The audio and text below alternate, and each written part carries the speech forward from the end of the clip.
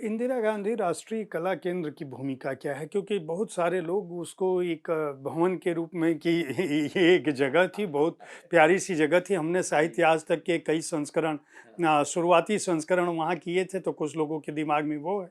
अ, लेकिन उसकी एक विशद भूमिका है। हम लोग तो जानते हैं, लेकिन हमारे दर्शकों को एक बिंदुओं में, कुछ बिंदुओं में कि ये काम वह संस्थान कर रहा है और आपके आने के बाद बहुत सारी चीज़ें जो दिखती नहीं हैं, सामान्य लोगों को नहीं दिखती हैं, हम लोगों को तो पता चलती रहती हैं। उसमें क्या कुछ हुआ? देखिए, इंदिरा गांधी राष्ट्रीय कला केंद्र एक ऐसी संस्था है जिसे हम कह सकते हैं कि ये हमारी भारतीय कला और संस्कृति का संदर्भ है। क्योंकि हम कहते हैं कि हमारी संस्कृति बहुत महान है, हमारी संस्कृति बहुत विशाल है, हमारे पास बहुत बड़ी ज्ञान परंपरा है। तो ये सारी चीज़ें कहाँ धरोहर के रूप में एकत्रित हो रही हैं, संदर्भ के रूप में कहाँ एकत्रित हो रही हैं। कोई पूछेगा कि फला चीज़ का संदर्भ कहाँ है, तो कोई जगह तो होनी चाहिए। तो इंदिरा गांधी राष्ट्रीय कला केंद्र एक ऐसे संस्थान के रूप में अभिकल्पित था कि जहाँ इन सारी चीज़ों का कहीं ना कहीं डॉक्यूमेंटेशन हो, प्रॉपरली उसका एक रेफरेंसिंग हो कि आपको फला चीज़ चाहिए, आपको वहाँ से मिल सकती है। ये हम सब जानते हैं, ये बड़ी प्रक्रिया है।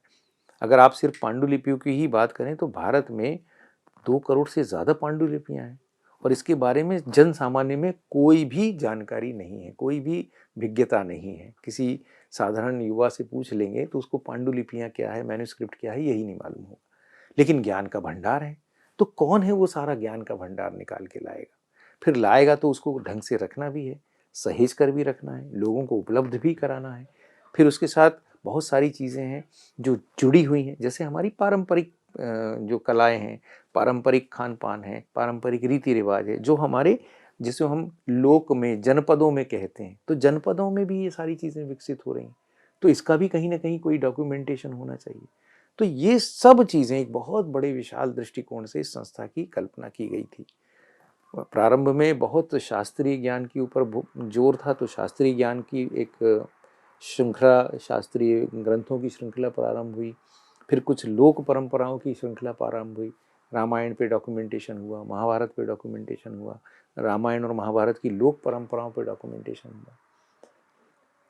लेकिन जब 2016 में जब मैंने कार्यभार ग्रहण किया तो ये बात ज़रूर महसूस हुई कि ये सब बहुत ही एक छोटे से दायरे में, कुछ सीमित लोगों के बीच में, जो कि जिसे आप कह सकते हैं एक थोड़ी सी एलिट जिनका है सोच, उन्हीं तक सीमित हो गई। आदरणीय राम बहादुर राय जी इसके अध्यक्ष बने, मैं सदस्य सचिव बना। तो पहली बार हम दोनों के मन में विचार आया, और राय साहब को भी आप जानते हैं कि एक बहुत ही एक लोकतांत्रिक दृष्टि से जीने वाले व्यक्ति हैं। मेरे भी मन में वही बात थी, तो हमने यही बात सोची कि हम कैसे इसका लोकतांत्रिकरण करें, कैसे हम डेमोक्रेटाइजेशन करें, कैसे हम इसके दरवाजे सब लोगों के लिए खोल दें, कैसे हम इसका विस्तार करें, कैसे हम विकास करें। और इसकी जो अलग अलग जो धाराएं हैं, अलग अलग जो इसके विभाग हैं, जैसे संरक्षण का विभाग, कंजर्वेशन, किसी को कंजर्वेशन के बारे में मालूम नहीं रहता। आज कोई बड़ी कलाकृति है जो आप कहते हैं 200 साल पुरानी है, आज आप देख रहे हैं तो किसकी बदौलत देख रहे हैं? जिसने कंजर्व किया, जिसने संरक्षण किया, उसकी बदौलत आप देख रहे हैं ना। कोई आर्काइव है, अभी आपने कहा कि हम ये आर्काइव के लिए करेंगे, आज से 25 साल बाद इसको रिट्रीव करने के लिए कौन आएगा? वो आर्काइविस्ट आएगा ना।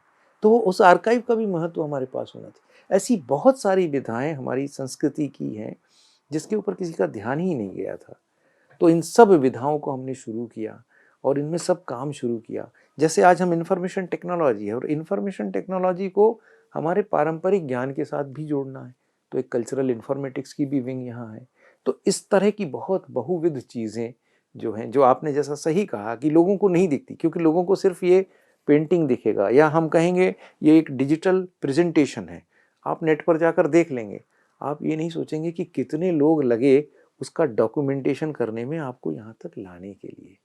तो ये बहुत एक कहना चाहिए पृष्ठभूमि में रहकर संस्कृति के संरक्षण और संवर्धन का काम है जो ये कला केंद्र कर रहा है। डॉक्टर साहब, अभी ये बताइए कि संसद भवन जब बना, जी तो संसद भवन की जो कलात्मक अभिरुचि से जुड़ी हुई चीजें हैं, उसके पीछे आपने क्या कुछ सोचा था और किस तरह से आप और आपकी टीम ने जी नोडल एजेंसी के रूप में भी हाँ, देखिए, जब संसद भवन की कलाकृतियों के बारे में बात थी तो सबसे पहले जो हमें मैंडेट आया था और वो माननीय प्रधानमंत्री जी की ही इच्छा थी कि उसमें भारत की पूरी झांकी हो, भारत के पूरे वैभव की, भारत की पूरी इतिहास की झांकी हो, लेकिन कहीं भी कोई ऐसा स्टेटमेंट ना हो जो किसी विवाद में पड़े। हम लोग कोई ओवर स्टेटमेंट नहीं करना चाहते। और उन्होंने एक बात और स्पष्ट कही थी कि आप वही कहिए जिसे आप तथ्यों से संपोषित कर सकते हैं, वैलिडेट कर सकते हैं। टास्क बहुत बड़ा था और समय बहुत कम था, क्योंकि हमें भवन निर्माण होते होते उसके साथ साथ ही कलाकृतियों का निर्माण करना था। आज यहाँ भी आप सुंदर सी चीज़ों को सजा रहे हैं, लेकिन अगर ये भवन नहीं बना होता तब आपसे कहते ये रैक लगाई तो शायद आप नहीं लगा पाते। पर हमने वो भी दुरूह कार्य किया कि जब दीवार के अते पते नहीं थे तब हमने कलाकृतियाँ बना दी, क्योंकि हमें दीवार लगते से ही वो लगानी थी। तो ये बहुत बड़ी चुनौती थी। इसमें पूरा हमारी कला केंद्र की पूरी टीम, और न सिर्फ कला केंद्र की टीम बल्कि हमने अलग अलग क्षेत्रों के करीब 100 से ज़्यादा विशेषज्ञों को आमंत्रित किया अलग अलग समय पर। इसके बारे में आप बताइए, इसके बारे में आप बताइए, इतिहास के बारे में बताइए। जैसे उसमें एक पूरी की पूरी 16 खंडों में भारत लोकतंत्र की जननी है, इसका एक पूरा प्रदर्शन है। और उसमें हर एक तकनीक का इस्तेमाल है, क्योंकि उसमें मल्टी लेयर्ड इन्फॉर्मेशन, 4 या 5 लेयर्स में हमने उसको इन्फॉर्मेशन को दिया है कि भारत कैसे लोकतंत्र की जननी है। या हमने वहाँ पर एक संगीत दीर्घा है, एक हमारे यहाँ पे स्थापत्य दीर्घा है, इसको कैसे हम दिखा रहे हैं, एक कला की दीर्घा है। तो ये सबको सोचना अपने आप में, या द्वार पर क्या होना चाहिए, द्वारपाल होते हैं या हम कोई ऐसा ऐसा प्राणी वहाँ रखें जो हमारे शास्त्र में भी है, ऑस्पिशियस भी है, शुभ भी माना जाता है। इतना विचार मंथन हुआ। और बड़ी बात आपको बताएं, जितनी मेहनत हमने कलाकृति के सोच में की, उससे ज़्यादा मेहनत हमने उसके पीछे लॉजिक में की, ताकि हम ये चीज़ क्यों कर रहे हैं। क्योंकि देखिए, आपका भवन हो या मेरा भवन हो तो हम कुछ भी लगा सकते हैं, पर भारत की संसद तो एक सार्वजनिक भवन है, वहाँ देश के सारे प्रतिनिधि आते हैं। तो वो देश के प्रतिनिधि आते हैं तो अलग अलग अपेक्षाओं से भी आते हैं, अलग अलग प्रश्न भी उनके मन में हो सकते हैं। तो उन सब के प्रश्नों को सोचते हुए हम कैसे करें। संस्कृति मंत्रालय का हमारे लिए पूरा समर्थन भी था, सहयोग भी था। उसके सचिव जो थे गोविंद मोहन जी, जो आजकल गृह सचिव हैं, वो लगातार हमारे साथ बैठते थे। हमारी पूरी टीम रात दिन एक करके बैठती थी। और जो सोच था, मैं नहीं कहता कि किसी एक का सोच होगा, या एक एक सामूहिक सोच था, लेकिन हाँ, चुनौती थी। टीम का लीडर था तो सारी जिम्मेदारी थी। और हमें बहुत खुशी है कि, और इसके सारे प्रस्तुतिकरण आपको आश्चर्य होगा कि माननीय प्रधानमंत्री जी को हमने दिए हैं। और सबसे बड़ी बात बताता हूँ कि जो बारीक दृष्टि माननीय प्रधानमंत्री जी की संस्कृति को लेके है, वो आश्चर्यजनक है। मतलब बहुत कम लोगों को ये अनुभव होता है। वो राजनीति से परे है, जो भारत का एक सांस्कृतिक विजन है, वो क्या विजन होना चाहिए, वो उनके एक एक चीज़ में हमें स्पष्ट होता था। तो ये देखना कि आप जिस नेतृत्व के लिए काम कर रहे हैं, वो नेतृत्व कितना सजग है। मतलब एक एक छोटी छोटी चीज़, जैसे उन्होंने कहा कि एक संसद भवन का जो सबसे अंदर का जो सबसे प्रमुख हॉल है, उसमें एक तरफ हमने बहुत सुंदर पूरी पीतल की, ब्रास की समुद्र मंथन की 75 फीट लंबी एक कलाकृति की है, शायद विश्व की सबसे बड़ी कलाकृति होगी।